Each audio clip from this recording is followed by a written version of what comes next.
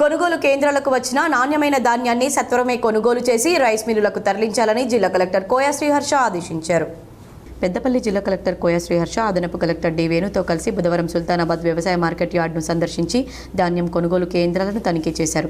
ఈ సందర్భంగా జిల్లా కలెక్టర్ కోయ శ్రీహర్ష మాట్లాడుతూ భారత ఆహార సంస్థ నిర్దేశించిన నాణ్యత ప్రమాణాలు వచ్చిన ధాన్యాన్ని వెంటనే కొనుగోలు చేయాలని, కొనుగోలు కేంద్రానికి వచ్చిన ధాన్యం తేమ శాతం రెగ్యులర్గా చెక్ చేయాలని, తాలు లేకుండా ప్యాడీ క్లీనర్ ద్వారా శుభ్రం చేయాలని, నాణ్యత ప్రమాణాలు రాగానే ధాన్యాన్ని కొనుగోలు చేసి సంబంధిత రైస్ మిల్లులకు తరలించాలని కలెక్టర్ తెలిపారు.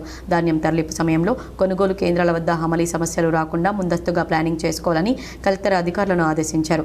కొనుగోలు కేంద్రాలకు అలాట్ చేసిన రైస్ మిల్లులకు మాత్రమే ధాన్యం తరలించాలని కలెక్టర్ సూచించారు. ధాన్యం తరలింపు అంశంలో రవాణా సమస్య రాకుండా అవసరమైన లారీలు కొనుగోలు కేంద్రాల వద్ద అందుబాటులో ఉండేలా చూడాలన్నారు. ధాన్యం కొనుగోలు చేసిన వెంటనే ట్యాబ్ ఎంట్రీ చేయాలని కలెక్టర్ తెలిపారు. ధాన్యం నాణ్యత ప్రమాణాలపై రైతులకు విస్తృతంగా అవగాహన కల్పించాలని కలెక్టర్ తెలిపారు. గ్రేడ్ ఏ రకం ధాన్యానికి క్వింటాల్కు 2,320 రూపాయలు, సాధారణ రకం ధాన్యానికి క్వింటాల్కు 2,300 రూపాయలు ఉంటుందన్నారు. కొనుగోలు కేంద్రాలకు రైతులు ధాన్యం తీసుకువచ్చిన సీరియల్ నెంబర్ ప్రకారం నాణ్యమైన ధాన్యం కొనుగోలు చేపట్టాలన్నారు. ఈ పర్యటనలో జిల్లా కలెక్టర్ వెంట మార్కెట్ కమిటీ చైర్మన్ ప్రకాష్ రావు, PSCS చైర్మన్ శ్రీనివాస్, జిల్లా పౌర సరఫరాల శాఖ మేనేజర్ శ్రీకాంత్, జిల్లా పౌర సరఫరాల శాఖ అధికారి రాజేందర్, డిప్యూటీ తహసీల్దార్ మహేష్, సంబంధిత అధికారులు పాల్గొన్నారు.